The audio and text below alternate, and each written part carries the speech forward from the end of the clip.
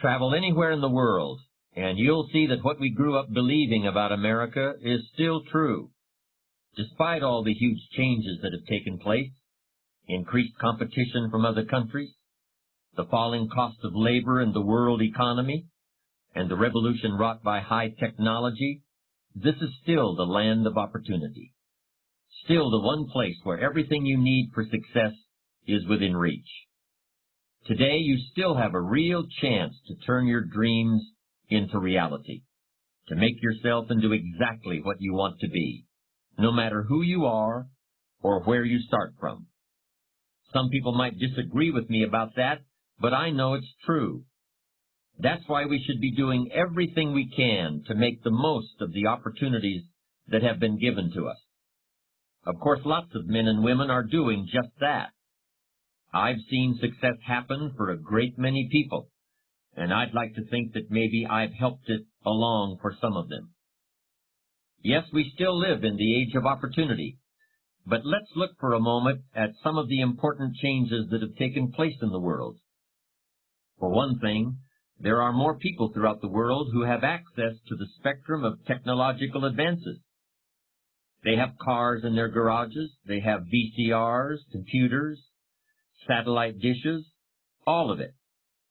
And I say good for them, because when you've worked hard for it, and you've finally gotten it, having a lot of nice stuff is fun. But I also say take care, or maybe even beware, because the stuff that really matters can get buried under everything else. The right stuff can get smothered under all the plastic and shiny metal.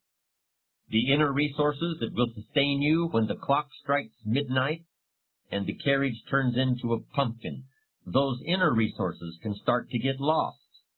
And what you've got becomes a little less important than what you are. I'm talking about character now. I'm talking about leadership too, the ability to inspire yourself, that qualifies you, that gives you the right, that makes you worthy to lead others. Does it seem to you that a lot of people are succeeding these days without the benefit of a strongly developed character? It does seem that way to me sometimes. But I think some very positive signs are beginning to appear. I think we're starting to realize that we'd better remember what got us this far if we expect to go any farther. And because you're listening to me right now, I know you understand the importance of character. You're the kind of person I had in mind when I decided to create a program that reveals the major ideas I've learned about character and leadership. You're the one I want to talk to, and I'm glad you've decided to join me.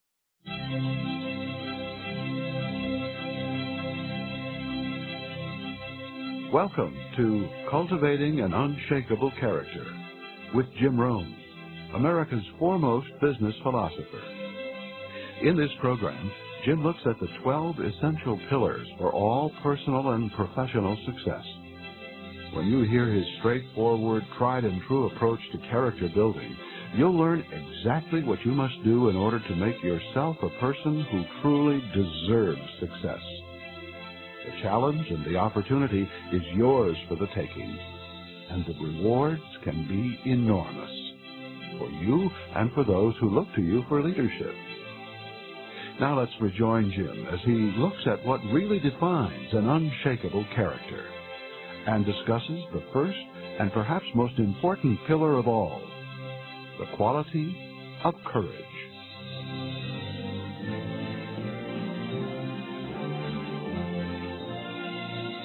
There are lots of differences between people, and the differences express themselves in all sorts of ways. Some want a big car, and some prefer a small car. Some people like to swim, and some like to ski. Some like to stay up late, others like to go to bed early. Those are rather obvious differences, and they probably aren't really very important. But here's one that I've come to believe is quite critical. I think one of the sharpest distinctions between people is between the small percent who look words up in the dictionary and the overwhelming majority that don't. I confess that I was a member of that overwhelming majority for many years, But some time ago I started to adopt the habit, and I can see the benefits today in trying to understand a big subject like character. I find it especially helpful when I discover something about the origins of words in ancient or foreign languages. When I began planning this program, I looked up the word character in the dictionary. I learned the origin of the word, and then I just sat there for a minute and realized that in this case, the origin of the word just about says it all. So I'm going to tell you where the word character comes from, and I'd hope it has as big an effect on you as it did on me. But first I want to just quickly mention the origins of another word that people often confuse with character, just to clarify the differences. That other word is charisma, and I think that it's often confused with character today. But charisma is really quite different. Charisma is derived from a Greek word meaning an ability to elicit favor in other people. It's a magnetic quality of personality that people respond to as if it were magic. Charisma is almost like a magic wand that confers power over others. But character has a very different origin. Character comes from a Greek word meaning chisel, or the mark left by a chisel. I'm going to repeat that because I think it's very important. Character is derived from the Greek word for chisel. And of course a chisel is a sharp steel tool used for making a sculpture out of a hard or difficult material like granite or marble. And a chisel is also used for stripping away waste material from an object, stripping away stuff that might get in the way in order to get down to the essential thing, the thing that really matters. So in its origins, the word character isn't related to a word like charisma, which we've described as a kind of magic wand.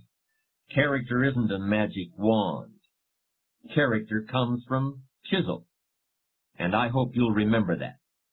You've got to chisel your character out of the raw material of yourself, just like a sculptor has to create a statue. The raw material is always there. Everything that happens to you, good or bad, is an opportunity for building your character. Let me point out another important distinction between character and charisma. You may have noticed it already. In both its definition and its derivation, character doesn't refer to other people. It doesn't refer to having power over other people or getting other people to follow you or gaining favor with other people. Character is something that you have and that you are. You could be marooned on a desert island and your character would still be important. In fact, it would likely be very important in that situation. But charisma wouldn't do you any good at all. Charisma requires the presence of others, while character is all about you. Character is the person you are after you've chiseled and chiseled, and have gotten past all the unnecessary material to what's underneath. But since we're usually surrounded by other people, let me be a little more specific about how the differences between a charismatic person and a person with character can play out in the real world, particularly in leadership situations. Here are 4 sets of circumstances that can easily occur. First, a really charismatic person can make people believe there's pie in the sky, or that the sky is going to fall tomorrow, one just as easily as the other. By creating these expectations, charismatic individuals can indeed energize and inspire others, or terrify and demotivate them, until the overblown scenarios are proven false and the charisma runs out. But a person of character doesn't need to be anyone's Pied Piper, and isn't comfortable in that role. Instead, he or she looks within for the true source of inspiration and energy.